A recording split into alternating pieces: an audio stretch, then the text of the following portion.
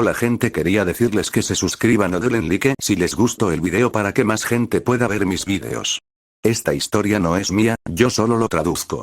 Descargo de responsabilidad. No soy dueño de Naruto ni de ningún material de otras franquicias que se mezclen en esta historia, ni estoy afiliado a las personas que lo son.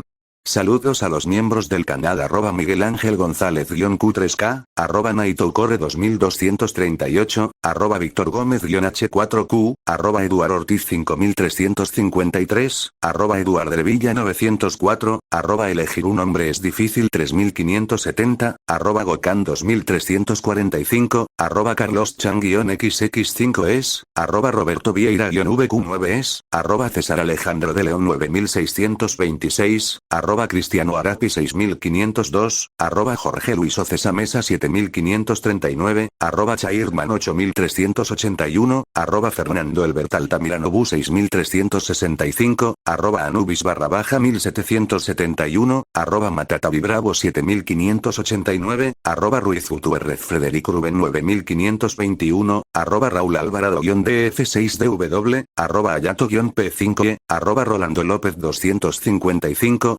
Juan.exe 2194, y a Camuima_N2Q. Muchas gracias por seguirme y todo su apoyo hasta ahora, los dejo para que disfruten del vídeo. Capítulo 50. Arco Postgap, historia de dos espadas. Naruto a la deriva. Cuento de dos espadas. Más tarde ese día, en otra parte, a muchos kilómetros al sur de Konohagakure, en algún lugar de una gran península conectada con el resto del continente, se divisaban una serie de cordilleras cubiertas de bosques que se extendían en todas direcciones. En esta pequeña parte de la Tierra del Fuego, al menos superficialmente, la zona era tranquila y pacífica, con solo un cielo azul y despejado y un puñado de aldeas dispersas por el campo. Sin embargo, al otro lado de uno de los edificios más pequeños, dentro de las ruinas de lo que parecían ser los restos de una antigua aldea, se veían sombras oscuras trabajando arduamente. Moviéndose por las calles de la comunidad olvidada, cientos de hombres y mujeres vestidos con uniformes shinobi azules y morados, máscaras y armaduras de batalla, excavaban la zona. Mientras la mitad se concentraba en la arqueología y la parte laboriosa del trabajo, la otra mitad montaba guardia en las demás áreas clave, armados con planeadores especialmente diseñados y lanzadores automáticos de kunais. También los acompañaban hombres corpulentos con armaduras oscuras, similares a las de un caballero, todos armados con mazas, espadas, garrotes y lanzas. Huelga decir que, a pesar de estar en una zona tan apartada, la operación que estaban llevando a cabo era enorme. Incluso instalaron tiendas de campaña, torres de vigilancia y grúas, lo que lo hacía parecer un proyecto de restauración de una aldea. Aunque algo así habría hecho creer a cualquiera que se trataba de un proyecto inocente, solo hizo sonar las alarmas para el hombre blanco y negro que asomaba la cabeza por un roble cercano. Murmurando con inquietud, el siempre sigiloso Zetsu, protegido por las fauces de su Venus atrapamoscas, observó la zona con el ceño fruncido. Hay muchísimos. ¡Guau! Cuídalo, idiota.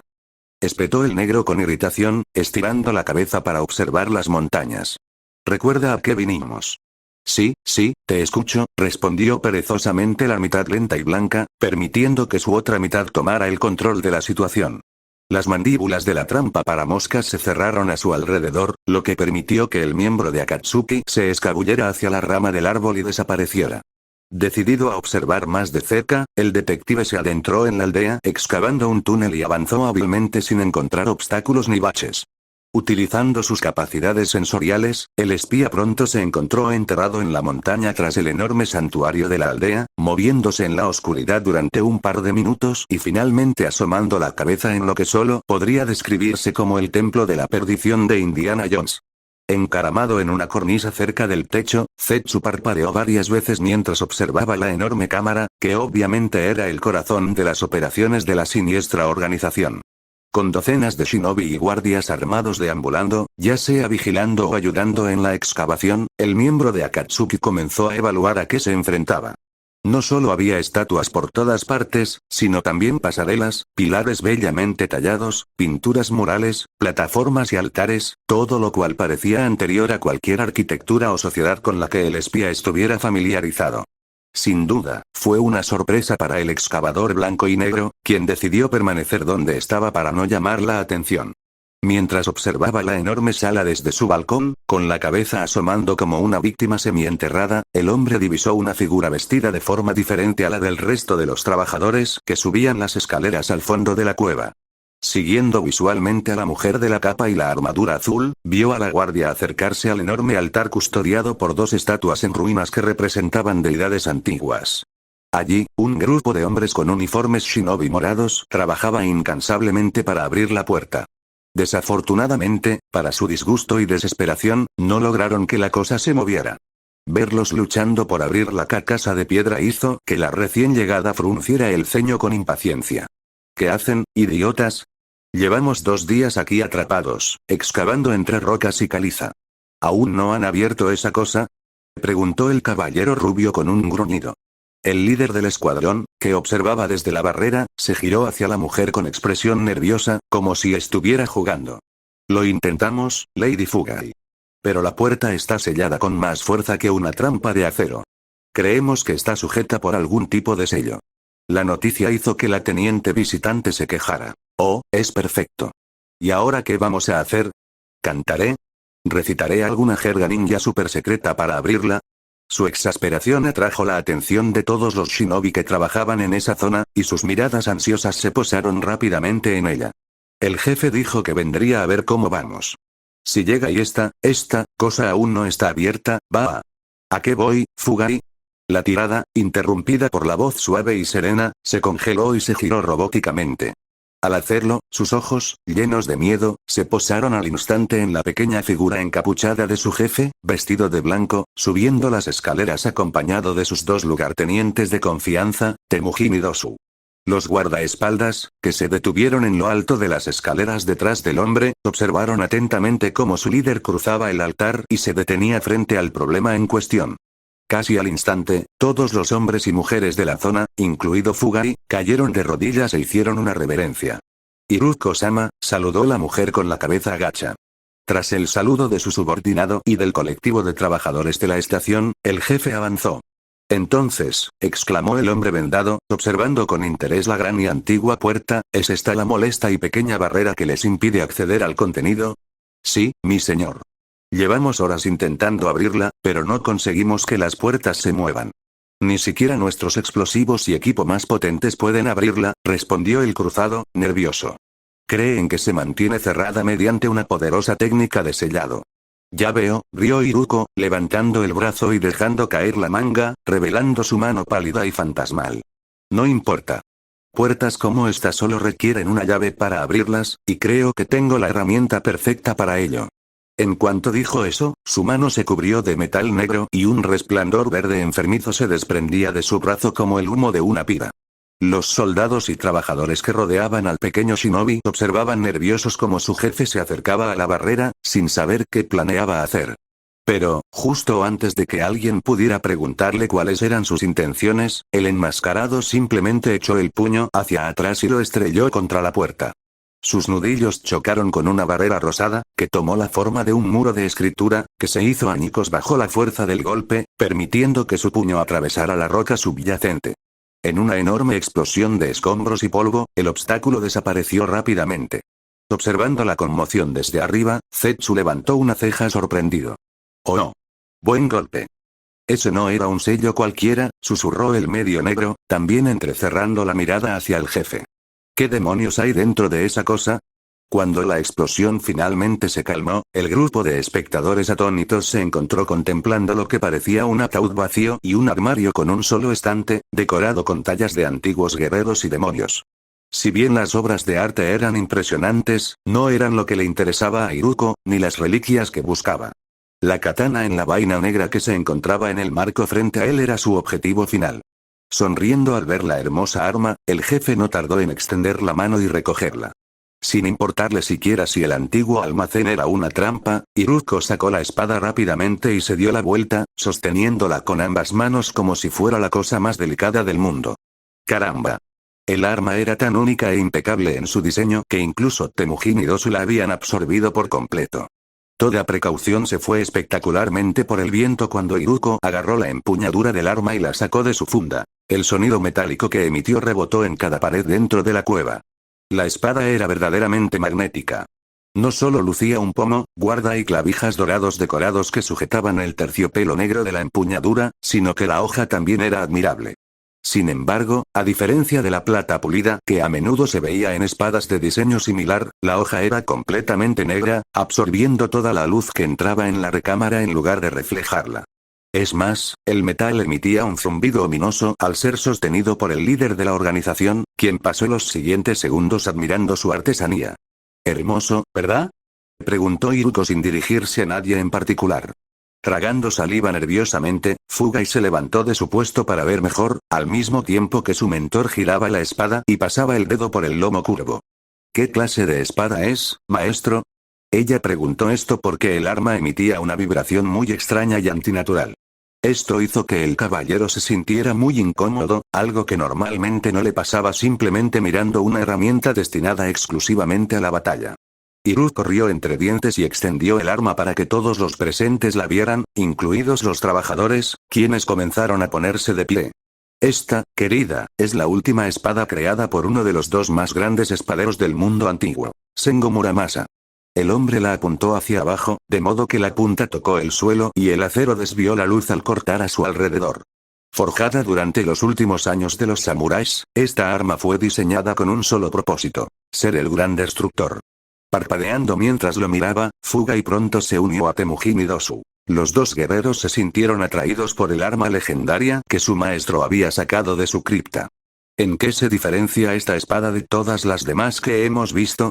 La pregunta de su nervioso subordinado hizo sonreír con entusiasmo al jefe. Esta es diferente, porque la hizo quien estuvo más cerca de exterminar toda la vida en este mundo.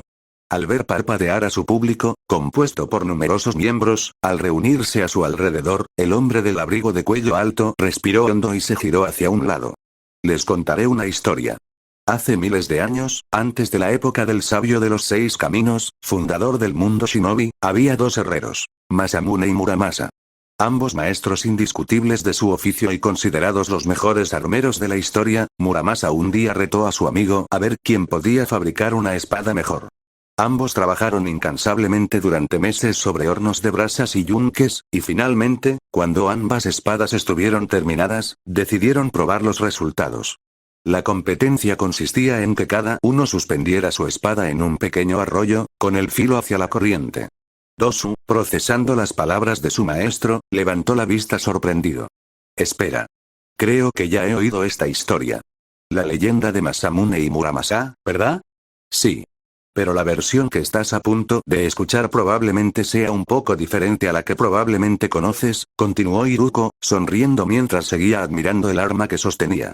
Si bien se decía que el duelo original era una competencia privada entre los dos herreros, la competencia real fue juzgada y grabada por la inmortal suma sacerdotisa Miruko y el sumo sacerdote Moryu. Este último sería responsable del incidente del ejército fantasma hace medio año.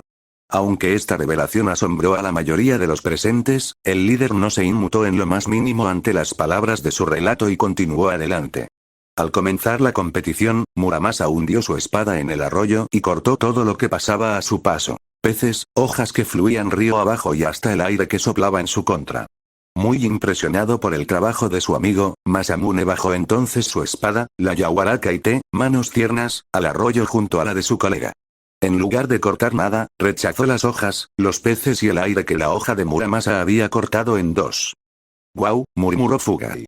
Eso es, realmente impresionante. En efecto. Aunque ambas espadas tenían un diseño similar y eran perfectas en casi todos los sentidos, ambas diferían en un aspecto particular.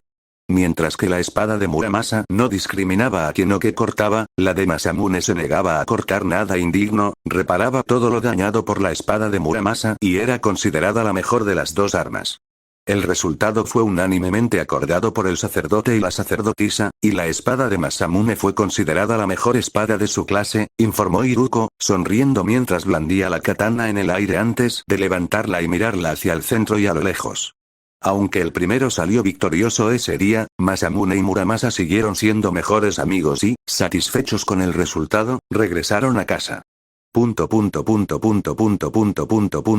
Pero medio año después, la vida de Muramasa dio un vuelco repentino por una tragedia enfermiza e inesperada.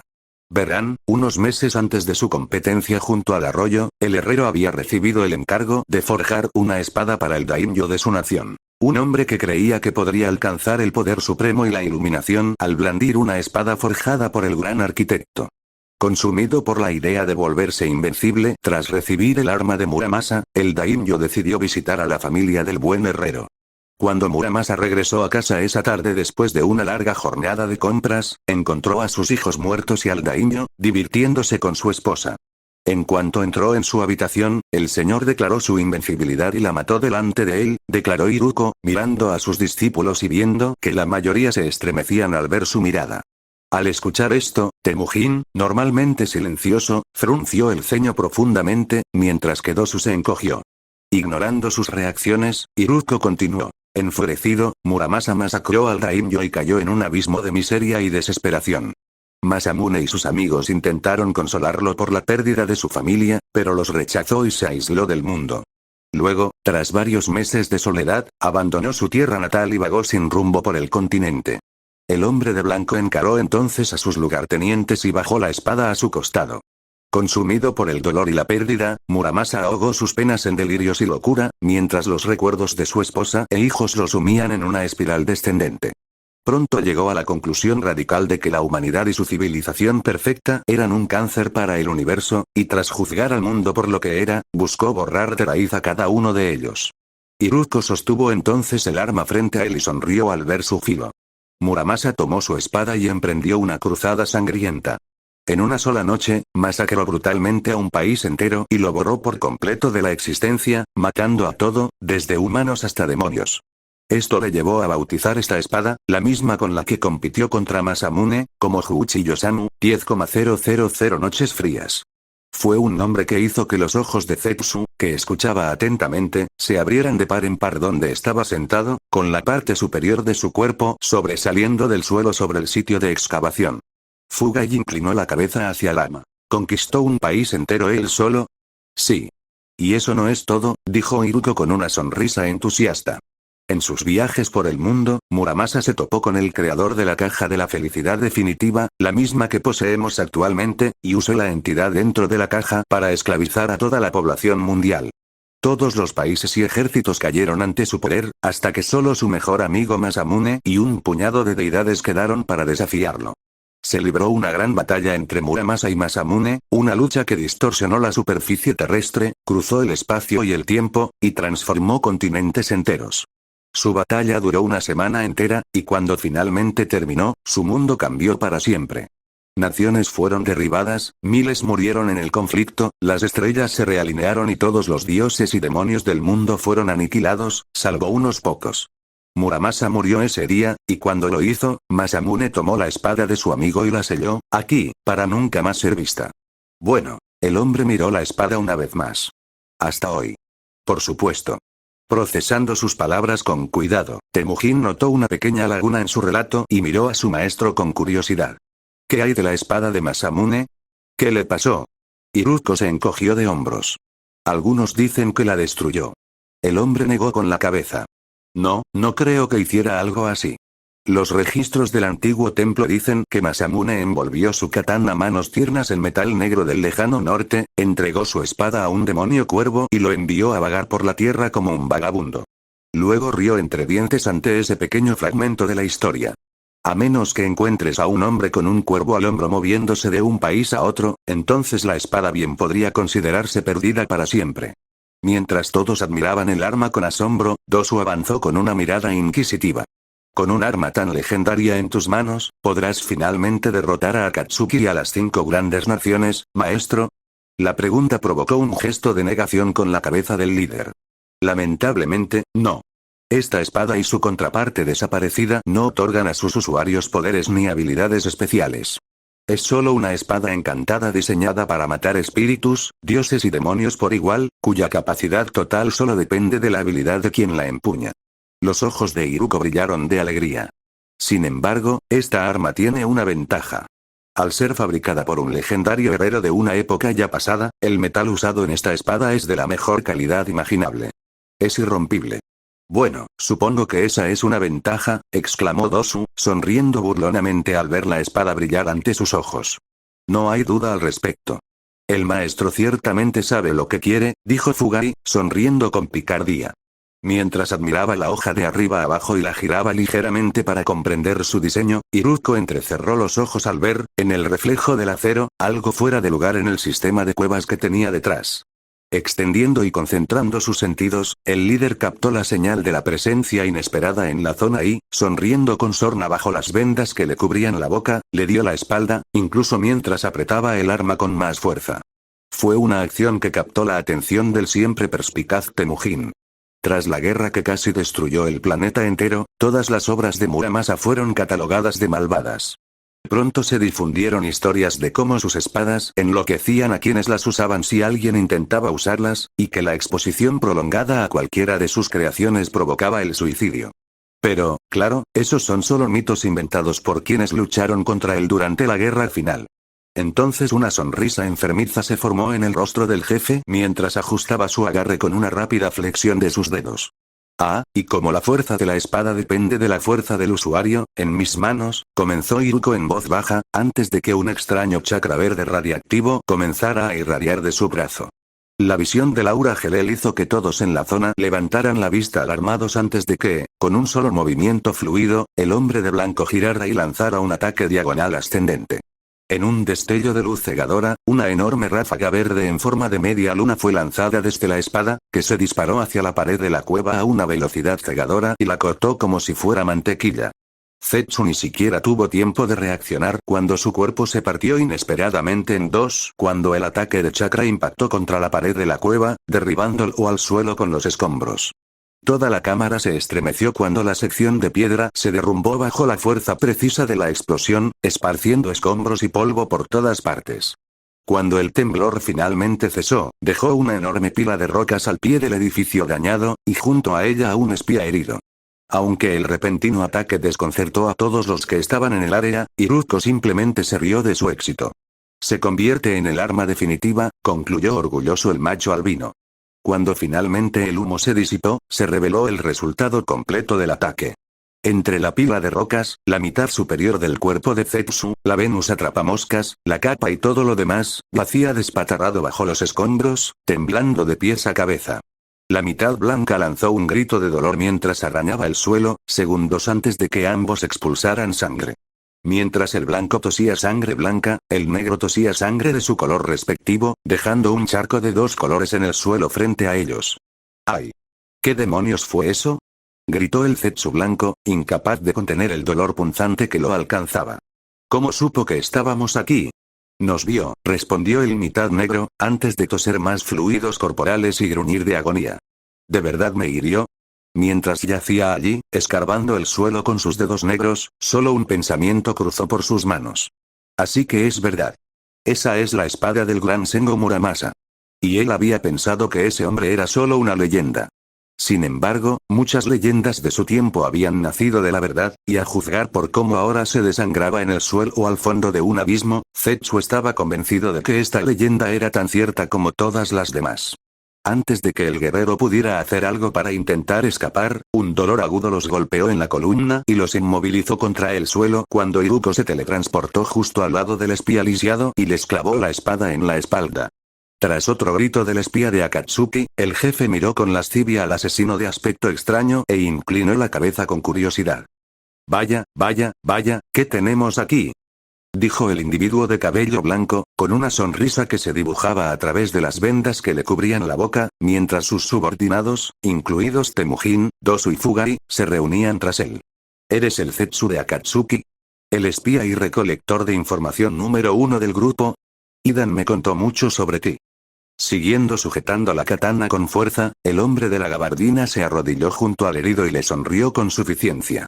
¿Qué podría estar haciendo un hombre tan cauteloso, astuto y solitario como tú aquí abajo? El negro grunó. Eso no es asunto tuyo. Justo cuando estaba empezando a graznar sus palabras, Iruko giró un poco la espada, haciendo que la persona planta gritara de dolor. Supongo que eso no importa. Ahora que te tengo en mis manos, puedo continuar con la siguiente etapa de mis experimentos sin miedo, informó Iruko, dedicando a su oponente, ahora cautivo, una sonrisa cruel.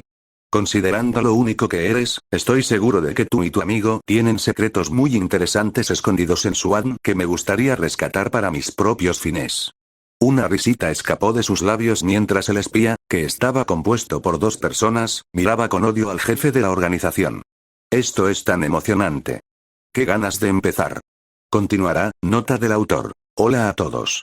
Disculpen si no he actualizado mi historia ni ninguna de las mías por un tiempo, pero últimamente he estado muy ocupada y, si tuviera que elegir una palabra para describir mi estado de ánimo actual, me siento decepcionada y sin inspiración, y así ha sido durante mucho tiempo.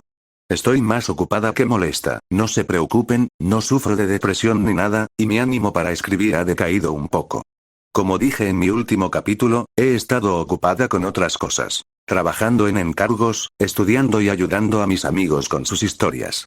Además, otra razón por la que he dejado de escribir esta historia por un tiempo es porque estoy total y absolutamente horrorizado por lo que se ha convertido la serie Naruto.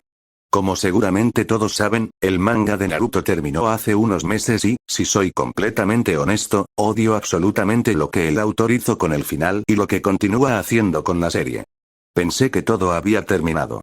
Llegó el final de Naruto y pudimos ver los diversos cambios que sufrieron todos durante ese lapso.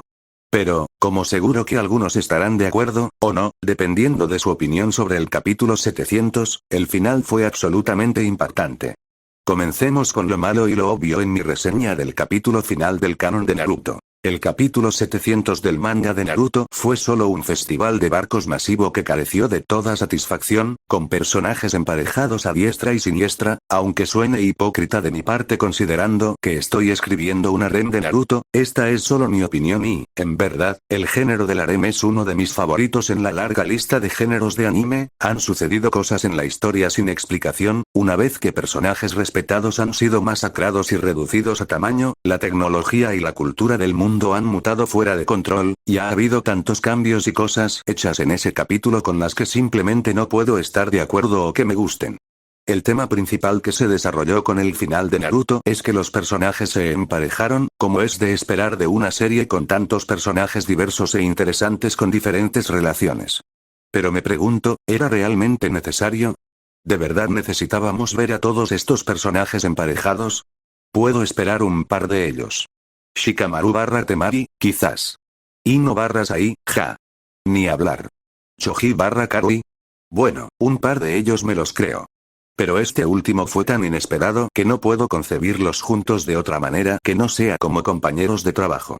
Claro, debieron pasar muchas cosas a lo largo de los años, pero con la forma en que se desarrolló el capítulo, fue tan inesperado y desagradable, si es que esa es la palabra correcta. No tuvo absolutamente ninguna preparación. Algunos de ustedes pueden estar en desacuerdo con este punto de vista, y duramente, pero puedo respetarlo, ya que esa es solo su opinión y esta es la mía. Sin embargo, la pareja que más me indigna y no soporto en esta historia es la de Sasuke y Sakura. Uf. Me revuelve el estómago solo de pensarlo, y el hecho de que ahora sea canon y legítimo me da náuseas constantemente. Literalmente, no tienen química y estarían mejor en una relación de hermanos, si acaso. No solo el hecho de que las acciones de Sasuke en la historia fueran completamente ignoradas por los demás por, bueno, razones, sin mencionar las de Orochimaru. No sé qué demonios pasó ahí para que siga andando por ahí con la cabeza pegada, sino que Sakura sigue siendo leal a Luchia, a pesar de que está cuidando a su hija con Karin, lo cual acaba de revelarse, y no lo ve desde hace meses. Tengo la sensación de que sigue siendo virgen, porque Sasuke no ha aprovechado esa mierda para nada. Eso significa que Sakura no tiene un final feliz ni una resolución adecuada para su personaje. Ahora solo se ha convertido en una ama de casa con problemas de desmayos, lo cual se mantiene fiel a lo que la autora la presentó al principio. Alguien que no solo es completamente inútil, sino que también es una figura que solo reemplaza a la heroína. Es como si todo su desarrollo en la historia, si es que hubo alguno, se hubiera ido por el inodoro. No voy a criticar la relación entre Naruto y Hinata. Esa tenía que ser la más esperada y, en el universo de posibles emparejamientos de Naruto que podrían y deberían haber sucedido, puedo estar de acuerdo. Pero esta pareja sufre de la misma debilidad que tenían docenas de otras parejas en este final, y esa fue la falta de desarrollo adecuado. Simplemente, sucedió, sin ninguna cobertura de la historia en absoluto. Eso ni siquiera cuenta lo que sucede en la película, que también fue insatisfactoria, y estoy seguro de que las cosas deben haber tenido lugar a lo largo de los años entre el capítulo 699 y el capítulo 700, pero la pareja simplemente fue arrojada aquí sin ningún desarrollo o crecimiento real entre los dos personajes. La confesión de Hinata durante la invasión de Konoha por parte de Pain fue una de las pocas instancias en las que sucedió alguna interacción remotamente romántica entre ellos, y por muy dulce que fuera, se sintió muy repentina y se basó principalmente en relleno para respaldarla. También Naruto, quien claramente tenía sentimientos por Sakura, incluso en cada uno de los rellenos que he visto, a lo largo de toda la serie, también renunció a todos esos sentimientos y se juntó con Hinata, a quien el autor escribió para que encajara en la historia de la manera más forzada posible. Puedo entender por qué el autor hizo eso, ya que Hinata era más adecuada como la heroína de la historia, era más popular que su contraparte de cabello rosado y, como dijo el autor en un artículo, o al menos lo que escuché, fue que la forma en que escribió a Sakura fue un error y que ella no era apta para el papel. Si somos realistas y de mente abierta, entonces eso es simplemente mala narrativa, punto, y solo confirma que toda la serie, y el universo de Naruto en general, se construyó sobre cimientos de mala calidad. Eso sin contar que, a mitad de la serie, casi parecía que el autor empezó a improvisar toda la historia, en lugar de seguir una trama bien pensada. Ahora, no digo que sea mejor escritor que el autor, en retrospectiva, soy un escritor bastante malo y un narrador oxidado que usa material preexistente y demasiado complicado para contar una, pero todavía tengo el derecho mental de reconocer una buena historia por la forma en que se cuenta y puedo apreciar una aventura por sus ideas. Cadena Perpetua, Tiempos Violentos, Cowboy Bebop, Bacano, El Imperio Contraataca, Laguna Negra, El Viaje de Chihiro, Iron Man, El Caballero Oscuro, La Liga de la Justicia Ilimitada, El Señor de los Anillos, La Cámara Secreta, incluso la mayoría de las películas de Disney que existen, son ejemplos magníficos de grandes historias con un gran desarrollo de personajes, grandes diálogos, elencos fabulosos e historias que están bien contadas y son fáciles de seguir. Incluso el Dragon Ball original, sin contar Dragon Ball Z, contó una gran historia de aventuras sobre Goku y sus amigos en la búsqueda de las esferas del dragón. Naruto tenía mucho potencial para ser una gran historia, e incluso tuvo algo fantástico hasta el final de los exámenes Chunin. Pero entonces todo empezó a ir cuesta abajo y se descontroló, perdiendo el control con explosiones desmesuradas, dioses, demonios y un montón de cosas raras que simplemente no se explicaban. Estas son algunas de las únicas cosas que odié del final. Entre otras cosas, Anko engordó, al diablo con eso.